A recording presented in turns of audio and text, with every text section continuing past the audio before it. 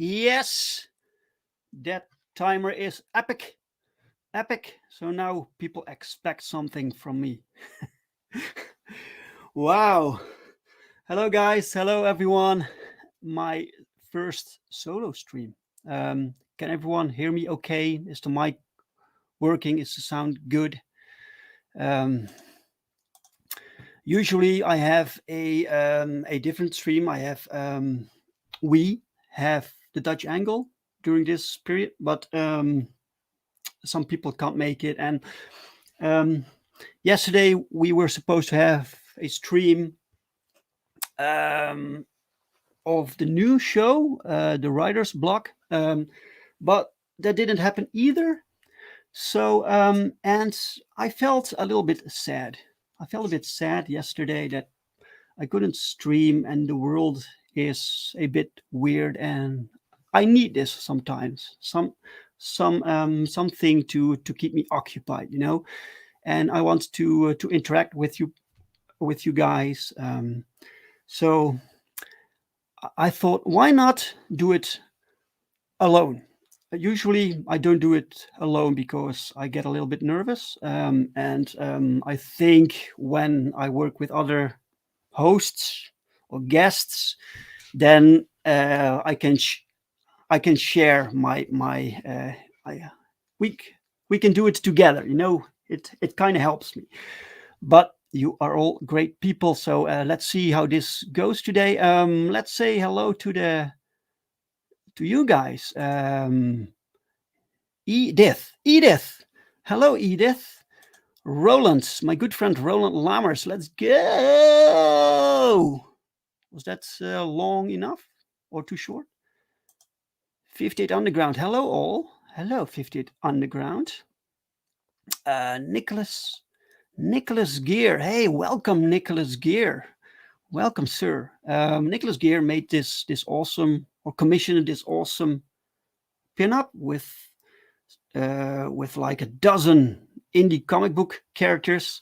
One of them being American Bliss. So it's really cool stuff, man. It looks great. Area Blackness. Hey, Area Blackness. Welcome. Area Blackness. Yeah. I just did. Area. Sounds great, Dave. All right. We need this. Woo, missed the streams. Yeah, I miss it too, man. Maybe next week. Next week, Roland. So, guys, I'm so glad you guys are here. And I was thinking, what should I talk about? And I thought it would be cool because people ask me often what other books are there from Genuine Comics, because most people know me from Perfect 10. That was kind of the breakthrough title. And but I made a few titles before that. And my first international title was Earthling. So that would be a good place to do to start with my first solo Stutter stream. Oh, that was a good one. Oh, awesome. Thanks, man. Oh, Roland does it also. Area Blackness! You forgot the yeah. But okay, so what I was thinking is that I'll just go through the comic with you guys. We can show the entire comic of the first book. I don't mind. That's totally cool, and I can talk a little about it. And if you guys have questions or feedback or comments or whatever, please share. I love interacting with you guys.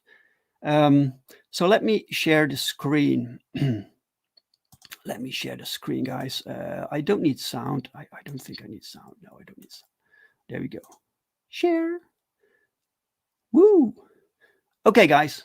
So the first thing that you need to know is that this idea, because many ideas we were actually working on the Genuine Universe since the 90s, but this idea didn't exist until 2014, because around that time I began to get active in in animal rights activism, and that made me also sad sometimes. And I began to think, what would happen if an animal rights activist got superpowers? That was the basic idea. It started there, and I hadn't made any comics in 15 years. Um, but that little idea gave me that itch to do something with it. And also, I thought that all these people that I now knew, I was part of this new community with animal rights activists, and I thought they need their own hero too. They need some sort of icon also. So this idea came from that, and the reason it is called Earthling. Look, I have my Earthling shirt. I can show it. Wait, I can show it. Solo. Look, Earthling shirt. Yeah, Earthling, and it's called 269 here in the center. You see it? 269, and 269 is also on his chest. Let me see if I can zoom in a little bit. You see it here? You see 269 because 269 Live was on, still is, an organization for animal rights. 269 Live. It has to do with the number of a calf that had that number, and she became the face of this movement. 269, and 269 kind of means now that we're all kind of equal, humans, animals, and this superhero thinks the same way. So he is the champion for the animals. So 269 is it's not a tattoo, it's a burn mark. So he was an animal rights activist, and somewhere during that period he had this mark burnt on his chest. And later on, he became the superhero. So the red skin came later. So the thing is, the true origin of Earthling has not been told yet, which is really weird when I think about it. The let me see. I was planning on making this 6 issues, and now we have four issues. In the last 2 issues, you will discover what the origin is. So what caused him to become the Earthling? Okay, as you see here, it's from April 2015. So we kind of began producing this book in 2014, and it was my first writing, script writing for a comic. Initially, I had planned to draw this book myself. I wanted to be the artist, and this cover, I drew this, and I was planning I'm going to do the entire book, and I got into touch with some writers and to make the script, and I discovered that no one really could write the story that I wanted to tell. I had to do it myself. Also, I'm not the fastest artist, and I had a lot to learn, and I wanted to be good. I wanted to be the best quality that I could afford during this time. So I hired other people to do the art, the interior art. The writing is my writing, my first script, and looking back on it now, I would certainly have done things differently. It's not my best work, but it started here, so I'm pretty proud of it.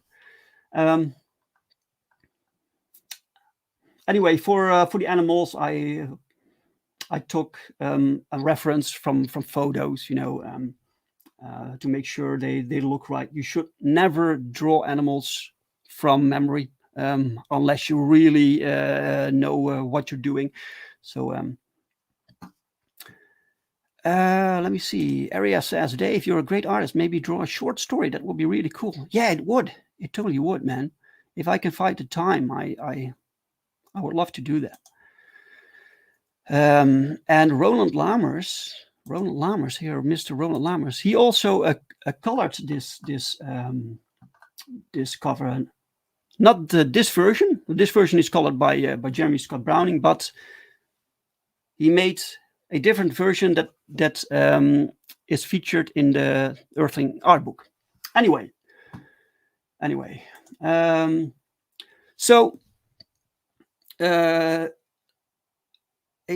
a few years ago, I was approached by a publisher, a small publisher, and Roland said, "Yeah, you did a better job. Yeah, you did a great job, man." So this cover was especially made for the reprint for the publisher. So this is the cover for issue 1 without the branding. The cover later on has the branding from the publisher on it. So anyway, it's a great cover, and this one was made a few years ago when Jim Jimenez was the regular artist on the series. In the beginning, this book, the first issue, doesn't have the regular artist just yet. It was basically me finding my way within this indie comics community and getting to know people, and I had limited resources, and so I did the best with what I had at the time. But the art is spectacular, of this issue. I'm not complaining, but later on, I needed this artist that would be the regular artist, someone who could come back for each new issue. So that was Jim, and he started with issue 2. You did a great color, Jeremy. Yeah, Jeremy is great. Jeremy also did.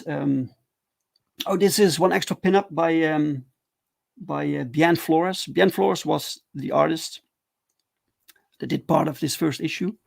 And this is an extra pinup he made for me, and I loved it so much that I put it in the art book.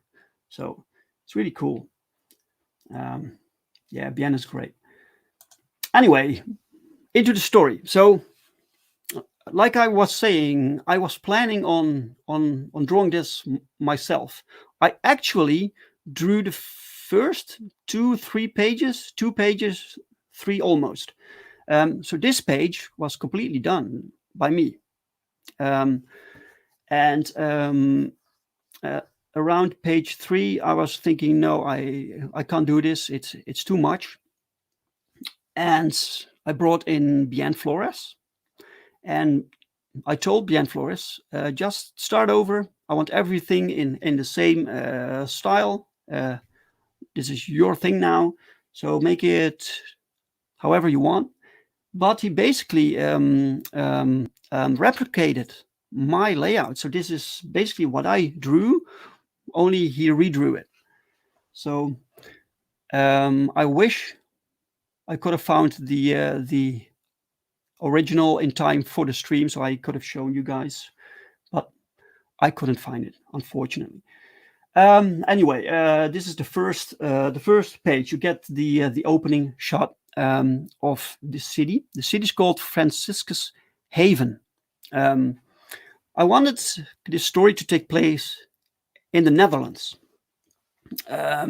because I know the Dutch animal rights community, so if I write about it, I wanted to write about things that I know in this case, because it's important to me. And if it takes place in the US, for instance, then maybe there are some differences, some cultural things that I'm not aware of. So that was the basic choice. And the city Franciscus Haven is a make-believe, is fictional. And it's called Franciscus Haven, named after Saint Saint Francis, right? And he was the what do you call it? The saint for the animals. So yeah, that's the story here. So we have this version of McDonald's, uh, because Earthling, well, he doesn't really like that animals are being used for fast food and exploited for this kind of stuff. So I had to put it in there. And in the original, in my version, I actually had McDonald's, and someone told me, I think it was you, Roland.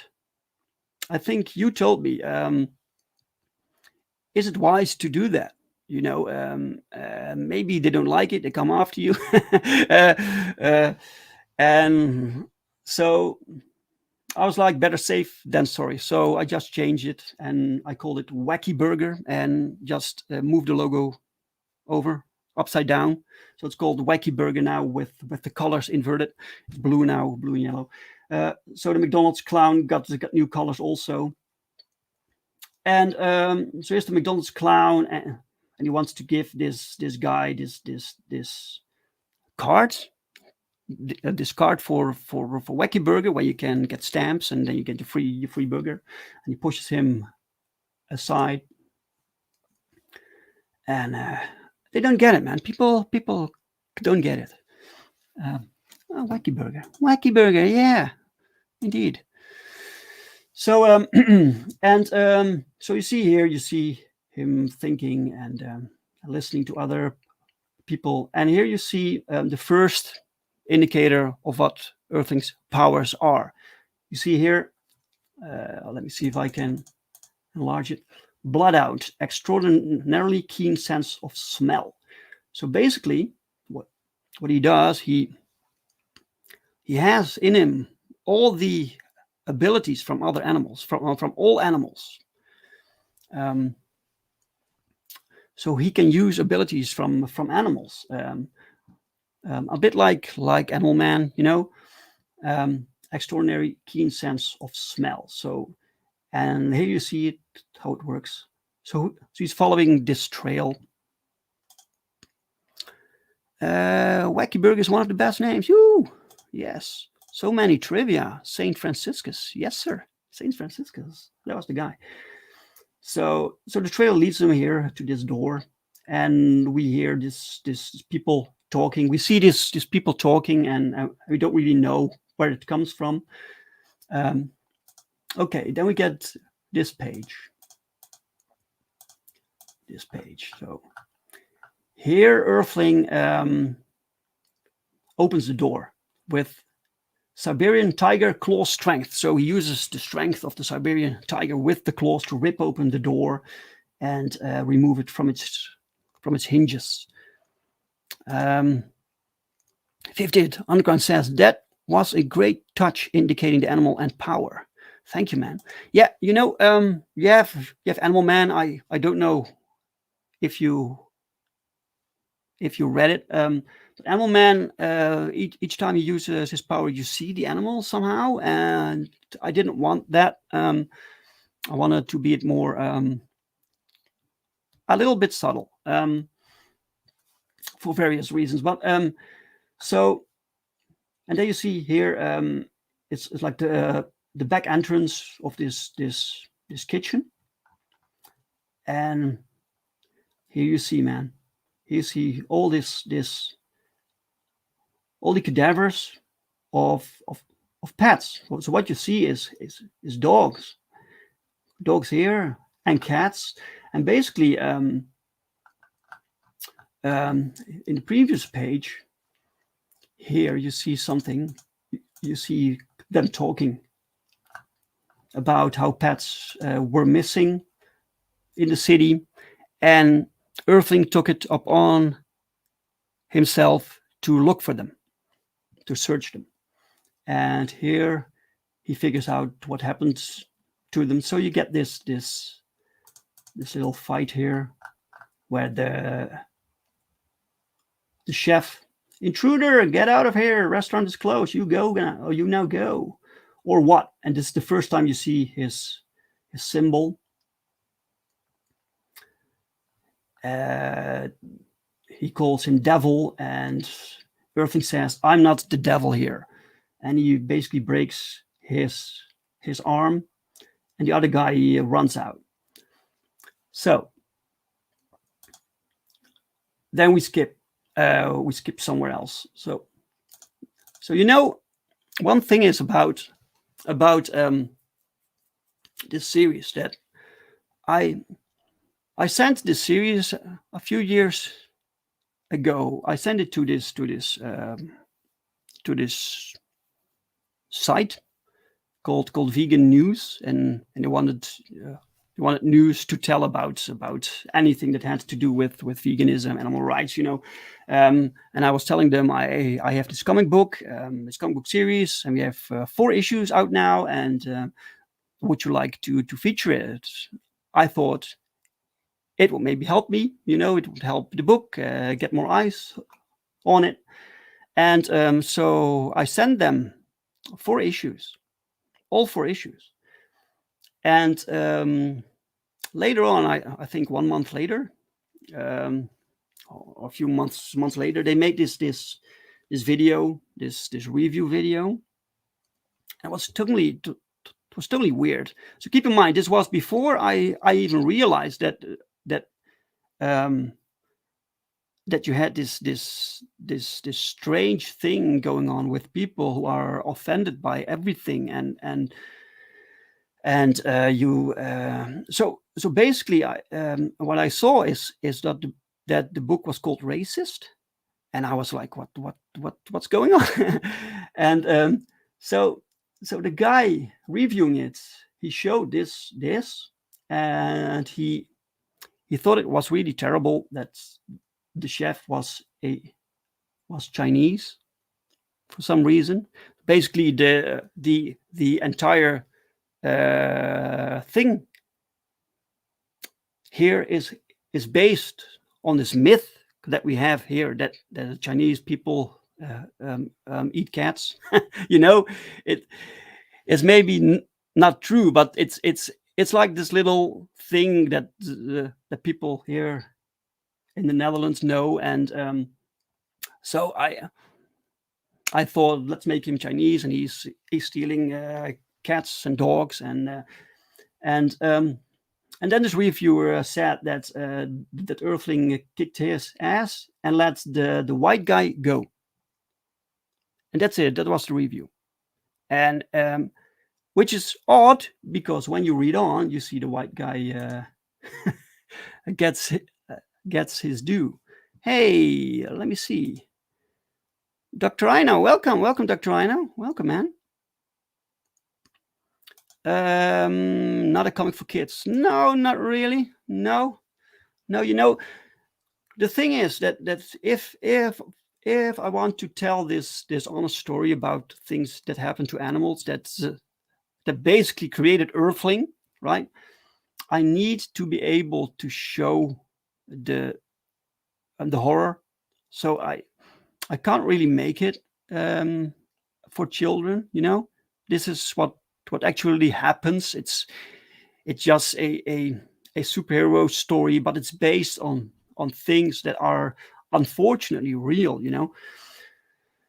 Anyway, so here we have this little moment elsewhere where you see this girl. She's called this young lady. She's called Tasman, and she's buying this old farm, and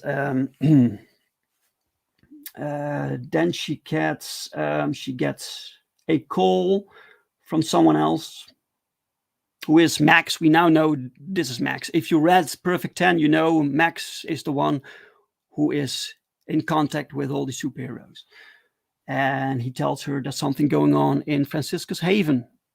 So she's going there. She changes outfit and she's going there. Right.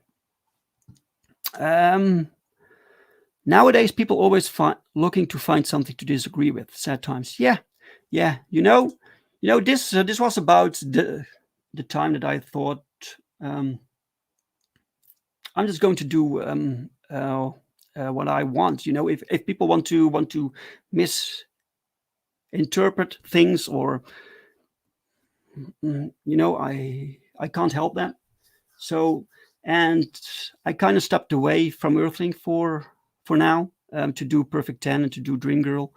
But I will go back to Earthling because this story needs to be continued.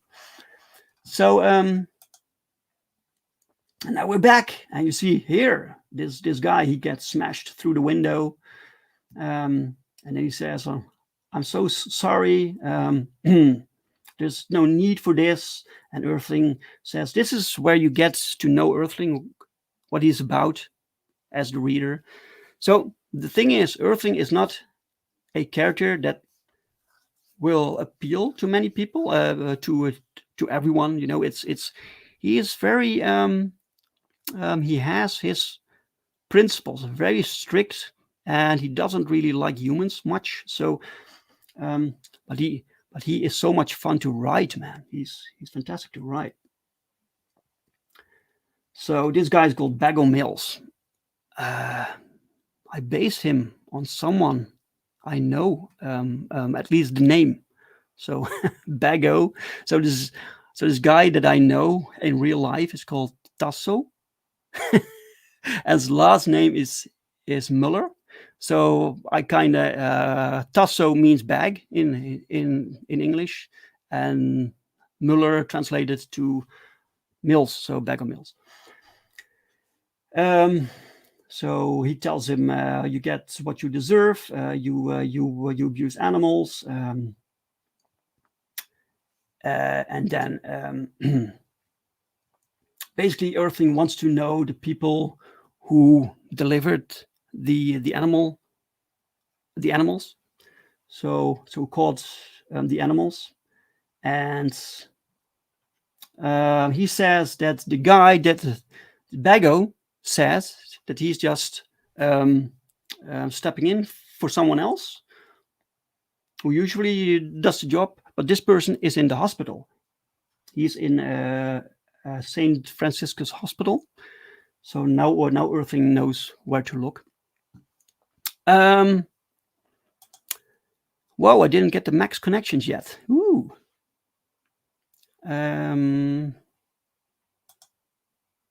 Yeah, weird times. People twist and frames everything to suit their own view on both sides. Someone called Dave racist. It's weird, right? Me? And what 58 Underground says, Earthling has a bit of rage to him, which makes another great aspect to his character. He's not a goody-goody superhero. No, especially if you hurt animals. No, he's not really nice to people who he thinks abuse animals. This is why I introduced Lovechild, because Lovechild is kind of someone to counter his personality. Lovechild is really empathic, and she cares about people. She cares about everyone, and so this was really great to put them together. And besides, Earthling needs someone to give him some guidance in this world. Without Lovechild, he's basically a loaded gun, a loose cannon. Look at that fine body of Earthling, those abs. Yeah. Later the costume changed a little bit. So his pants also has this backstory. I'm not sure if it's relevant now, but okay. So now we get the next scene. So he goes to Franciscus Haven, and this scene of the book, this is the middle section of the book, is drawn by Isaac Bell. And Isaac Bell, I don't know if you guys know him. He now has his own comic book series called Metal Shade, which looks fantastic, by the way. And this work, this Earthling work that he did, is his first comic book work. So I'm really proud, man, that I got to work with him, and now he's going to be big, man. This Metal Shade book is fantastic stuff. So anyway, here we get introduced to the villain, because every superhero needs a villain. Like Batman has the Joker, and Superman has Lex Luthor. And I was thinking, what does Earthling need? Um, and Earthling is about saving animals. So it made sense to have the villain be someone who thrives on killing animals. It's basically his source of power. His power source is eating animal flesh. So here you see this butcher complain that this guy ate everything in the store and didn't pay for it. And these cops show up, and they're not sure what to do. This guy has this little puppy, because everyone loves puppies, even the reader. I need something to for the so the reader roots for the hero, you know. Am I going too slow, guys? Do I need to move faster? Let me know. So so he throws the puppy in the air. um, by the way, he's still in his hospital gown, so you know he broke out from the hospital.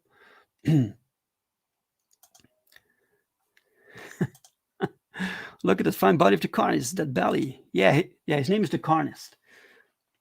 His real name is Edgar Bozic, and he was based on um, this fantastic villain that was played by Vincent D'Onofrio um, in Man in Black One. Now you have this alien, and he possesses this human, this man, and this performance. This is absolutely fantastic. And so this character is based on that villain from Man in Black. Um, so the cop shoots him, and you see here the bullet penetrated him. And what does he do? He converts the bullet into something else, a meat hook. And the meat hook comes out from his belly like some sort of tentacle. Um, and then Laughchild shows up, and she has the dog saved. So you see, oh, she's the hero, awesome. And then the Carnist attacks, and the cops shoot him, and she saves the cops because, well, this guy's just too strong for them. And they shot him multiple times. So now he suddenly has more of these meat hooks. So you do not shoot this guy. He only gets stronger, you know. Not the Kingpin, played by the same actor. Yeah, it's the same actor. Yeah. I didn't know either, you know. I didn't know that was that actor. He looks totally different. His portrait of the Kingpin is perfect. Yeah, he was a great Kingpin also. This is right, man. Right. Okay. Let me see. Then we get this scene here where Carnist attacks Lovechild. Look at these colors. This is colored by Jeremy Scott Browning, who also did the cover. And then we see Lovechild use her powers. So basically, her power set is she is one of my favorite characters in the entire Genuine universe, because she is basically the mother for everyone. She wants to help everyone. So she knows every superhero by name. She knows, and she's the one superheroes go to when they have problems, when they need to talk. You know, she's like the basis, the heart of the superhero community. She has empathic power, so she can feel emotions, but she can also convert them in emokinetic blasts. So here she fires this emokinetic blast. It's made by her own fear and his rage, and you get this little. She touches him here to calm him down, and he calms down a bit. But then she talks to him, and he tells him, I don't want to do this. My real name is Edgar. So you get this little human moment here. But his new claws are not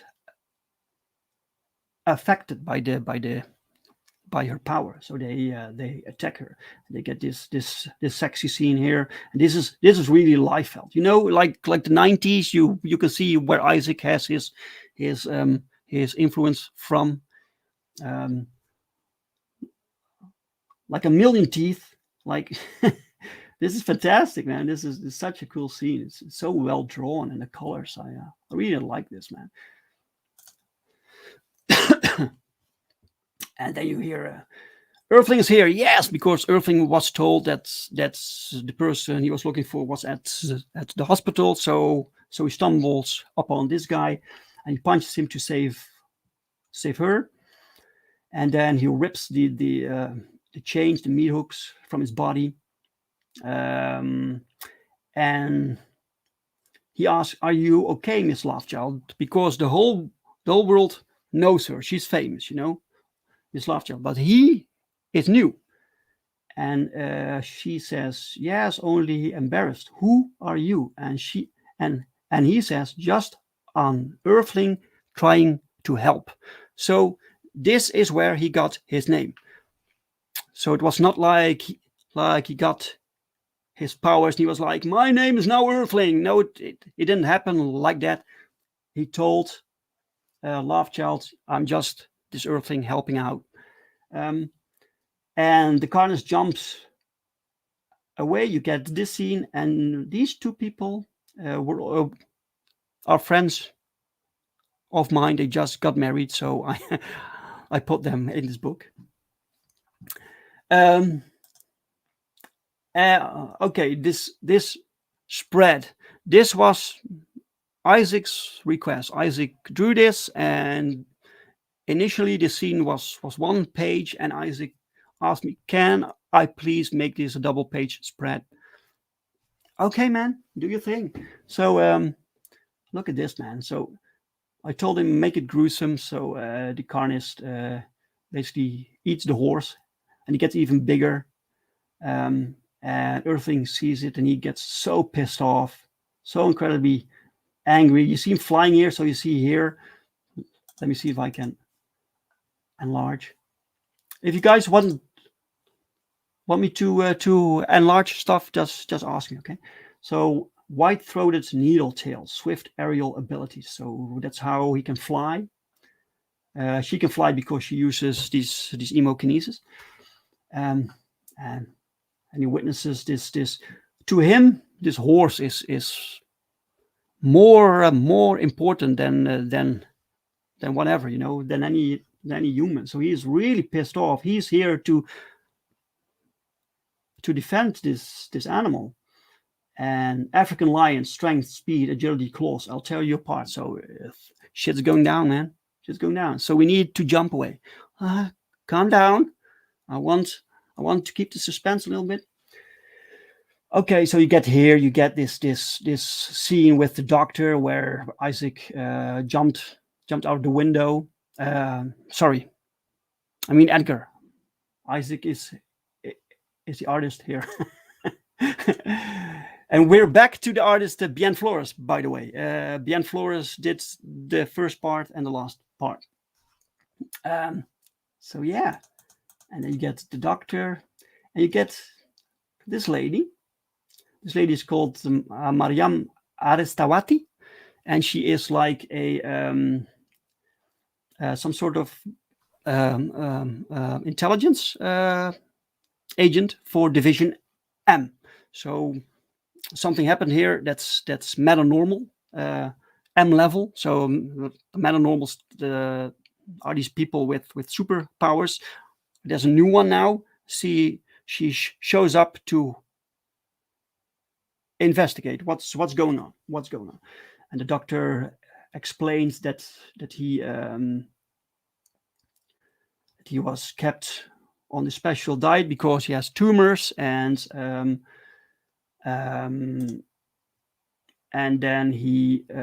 but his tumors are are benign.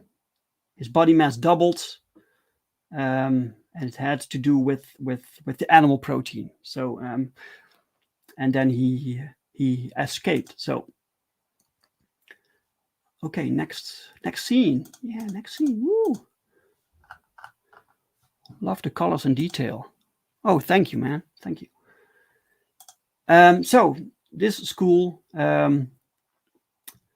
this is my nephew. I just put my nephew in here. I needed this kid, So his name is Troy. Very good, Troy. So this lady asks the teacher, who knows what calcium is and why it's so important? Yes, Troy, it's good for teeth and bones. Very good. And then suddenly the carnist and Earthling burst in. This huge battle. I love this scene, man. Look at this. This is fantastic. Crash! Everyone get out of the way. A love child screams. All right, this is completely. This is how Roland's mind works. Hemokinetic power. Wonder how that would work in bed. Okay, she probably sleeps well. So yeah, this is fantastic scene, and so you get this battle here, and the carnist still has this leg of the horse that he ate, and he slams Earthling with it. Um, also like the way he talks, this accent. I don't know what kind of accent it is.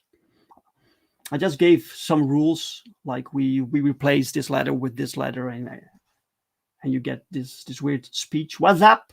What's up, hero? Not so tough anymore, are ya? Are ya? So many cameos, nice. Yeah, I put them where possible without disrupting the story. There are some cameos in issue 2 also, and I think these work. These don't really work that well, but anyway. So Lovechild says, "Get the children out of here," and she pushes this lamp out of the way that's falling, and so Lovechild basically keeps the others safe while these two titans fight. So and Earthling says there are children here, so Earthling does care. He does care about the children. He doesn't want the children to get hurt. And the carnage says, so what? This is a learning experience for the little brats. It's a tough world, survival of the fittest. And he says, I like my meat red. And then Earthling activates this power, electric eel, discharge up to 650 volts. The fun thing about Earthling and his powers is that I learned so much about animals, about what they can do. They have like the weirdest abilities. It's phenomenal. It's astonishing, man. 650 volts this animal can produce from his body. Incredible. So this is weird to me that the people, sometimes I think people should have a bit more respect for animals. The things they can do, it's amazing. So here Earthling says, what a load of crap. Animals do not exist to be killed, so you can stuff your face. Their lives are not determined by some arrogant, egocentric species lost for flesh. When I wrote this, nowadays people read this and they think, man, that Bring dude, he sure is on SJW, writing this stuff about we have to take care of animals and not exploit them. But I think, yeah, that sounds reasonable to me. But it's and he says basically, "Fuck you," and then he says, "Those chains of yours are excellent electricity conductors, by the way," and he fries him. And here so the fun thing is when I write these scenes is I have to think about how will the hero actually defeat the villain here. It has to make sense. It has to fit their power set, the personalities, um, the power levels, and so and basically Earthling uses what and the Carnage gives him these chains, and he pulls him on his back. Thompson's gazelle, speed and leaping agility. Wow. And leafcutter ant, able to carry 50 times his own weight. So that explains why he can lift this big man on his back. Earthling's really strong when he wants to, but he has to pick the right powers. And he says, your disregard for life is appalling, Carnist. Your murderous ways must end one way or the other. So his morals are kind of shifty. As reader, you can think, am I with Earthling? Am I against? I'm not sure, man. I'm confused. And then Earthling suddenly grows these spikes, these quills, North American porcupine. And then Lovechild steps in. Enough, she says. And she says, what do you think you're doing? I thought you were one of the good guys. And he's like, I am. He doesn't get it. This guy harms animals, And so she wants to make sure that Bozic, that the Carnist gets to the hospital. And she keeps his emotions in check, so he stays calm until help arrives. And he doesn't get it. Medical attention. The guy's a monster. He doesn't even deserve to breathe the air this planet is providing for him. This planet. So he's the Earthling, this planet. He sees the planet as the source of everything, and we are just blessed to be here. Yeah, man, I need to return to this comic book series. This is great. Reading this back, I haven't read this in some time. So Earthling has all this knowledge of these animals and their abilities. No. There is the scene in issue 3 where he basically where he fights Cyborg, and he basically tells that these abilities come to him instinctively, so he doesn't need to think about it. It's like the animal kingdom helps him. So, or does it go with feeling and instinct? Yeah. That's what I was saying. How does Earthling know to pick which power? He can pick powers, but sometimes it just does its own thing. Agree. Yeah, agree. 58 Underground agrees with Earthling, I think. And then you get this scene. This is basically a scene between two heroes about what it means to be good. Can you kill someone you think deserves to die? Even if they do really bad things, or do you need to help them? Do they have rights too? That's basically the discussion here. And Earthling kind of gets that he's maybe the bad guy here.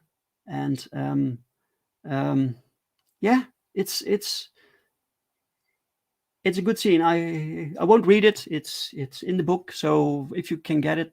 There are a few left, so there are still some copies left of the first issue. She says, "You're hurt. It's okay. I heal fast," because some animals really heal fast, so he can do that. And then she says she's vegan too. I get it, man. You're not alone, and he hugs her. No text, nothing, because he always feels alone. He doesn't feel human. He doesn't feel like, where does he belong, you know? Um, and then when he leaves, he tells her his name. It's Fabian. What is my name? And then he flies off. And Fabian is a name that I thought of. I need this name that is basically Dutch, but sounds good in English too. So when American people read this, so his real name is Fabian Reinhardt, but when you read it in English, you read Fabian Reinhardt.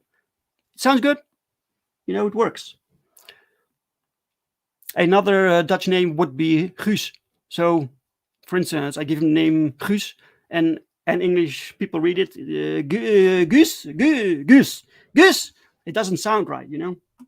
So, and then the final page is when force majeure arrives. That's the cavalry. Look at this plane. That's fantastic. That design. That design is made by the artist Bien Flores. And so the children say it's force majeure, yay! So you see, this is the first time you see force majeure.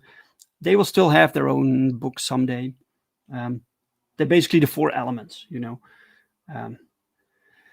And then she says, what's his name? And she says, nah, he referred to himself as Earthling. So she doesn't tell the other heroes his name. She keeps his name a secret. And that's the last page. That's the ending of the first issue. That was my very first English language comic, and I put it on Kickstarter. And Roland says, but Jan is associated with the woman name. Yeah, so I could have called him Jan, and then people read Jan, and they're like, Jan. No, it doesn't seem right. Guess you prevented the race swapping thing with Earthling. You know, when I will ever sell the rights to Netflix to make the series for it on Netflix, they will probably change him to a blue-skinned female. Great book, Dave. Still one of my favorites. Oh, thank you very much, man. Looking back now, I think it's not too bad for my first try. You know, I think personally the second issue is the worst. This one is not that bad. No, it's not that bad. Thank you very much.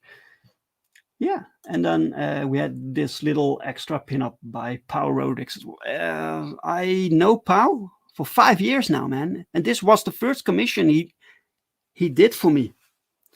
Earthling and Lovechild, and the first commission I was so, oh man, I can hire Pau to do a commission of Earthling, and I was such a fan, and I didn't know back then that I would be working with him on a book. It was phenomenal.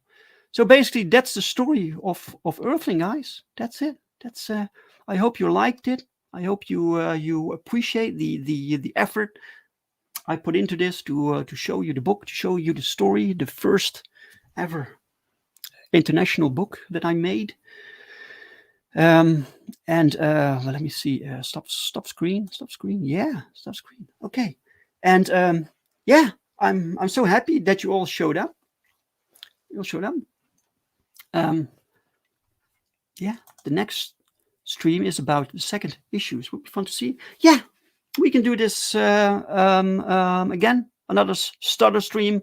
You hear me stutter while I show you these books, and we can do the second issue next time. Sure, yeah, man. Or maybe we have the Dutch angle next time. We'll see, man. But Dave criticizing his own work. Yeah, you have to. You can't grow unless you criticize your own work, man. When I see all the work, this is why I did not want to. I did not pursue with the plan to draw the book myself. I just didn't think I was good enough. That's it, and I wanted the best book. Thanks, Dave. This was great. Looking forward to book 5 and 6. Me too, man. Me too. I really want to make them. Oh wait, I totally forgot this. Oh damn, how can I forget this? This is terrible. Oh no, it's too late now. Here we go. Oh, last minute. Okay. So anyway, guys, thank you so much for showing up, for being here. Thank you for interacting with me. I needed this, and I will be back next time with some show, maybe tomorrow even with a drink with Brink. We never know. So check it out, guys. Comments. We have another comment. Thanks, Dave. Awesome show. Thank you, guys. Okay, guys. I'll leave it here. See you next time. If you like it, please like it, share, subscribe, whatever. And see you soon, guys. Thank you. Bye-bye.